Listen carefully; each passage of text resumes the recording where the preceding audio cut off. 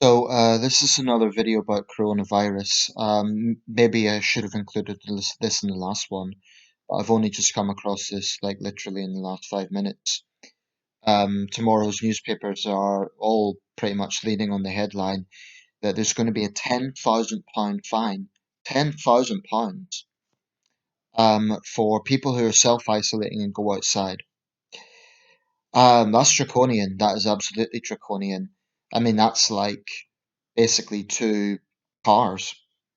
Cheap cars. It's a lot of money. It's a very, very draconian measure. People who have committed violent crimes have got far, far more lenient penalties than that. Um, Here's my issue with these sort of draconian measures. I understand the need to be assertive. I understand that the government needs to um, tackle this in a way that sort of sends out a message that people need to be responsible. So I do understand the need for some sort of penalty. I guess it's a bit like if you're diagnosed with HIV/AIDS and you deliberately sleep around, it's the same sort of recklessness. But there are certain practical things I think are ignored or sidelined, and the most practical is food. If someone's self-isolating, how do they get food? Now, as it stands, what really bugs me about this, and by the way, this is not my situation.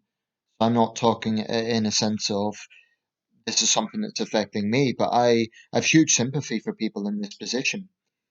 If they are self-isolating because they've been diagnosed with the virus, in fact, my brother was recently, and he lives in Louisiana, so I'm not sure what they've done. I haven't had a chance to speak to him, but they put in small print.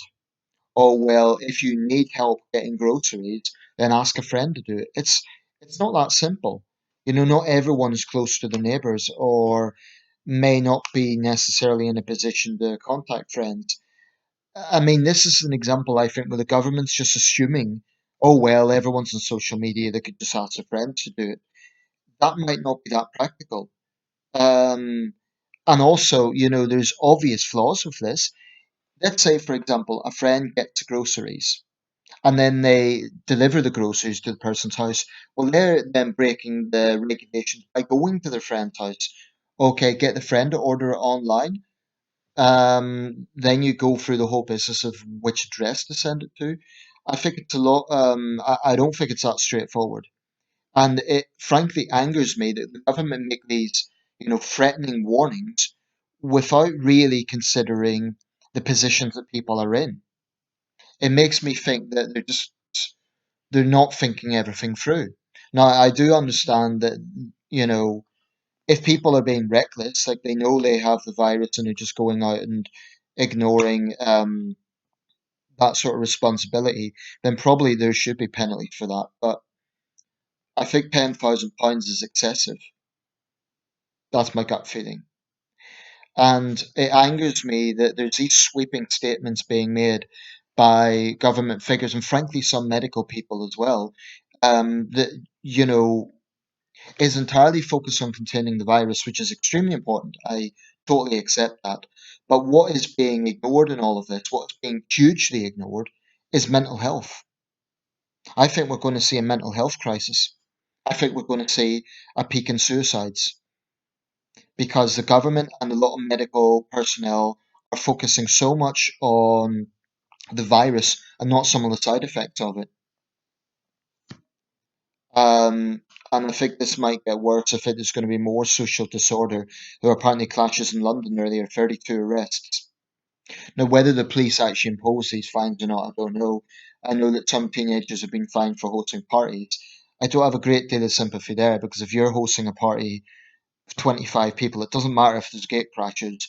If you're hosting a party right now, that is being very reckless.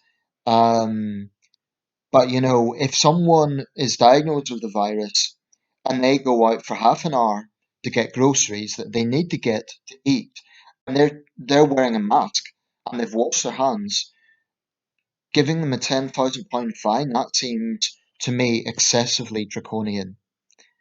I think it would be better giving them a warning and trying to see what the issue is to accommodate them.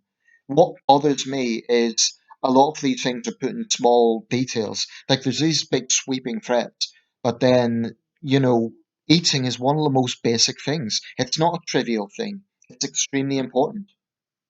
So why is it being trivialized? Why is it being put in the little tiny prefix like, oh, by the way, if you need help getting groceries, well, of course people need help getting groceries, or they need to get groceries.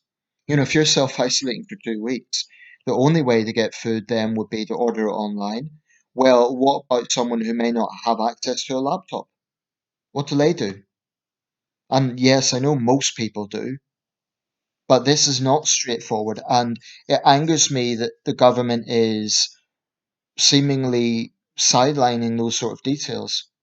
They should be, you know, making that very, very clear that people will be supported in those options, and I think they failed to do so.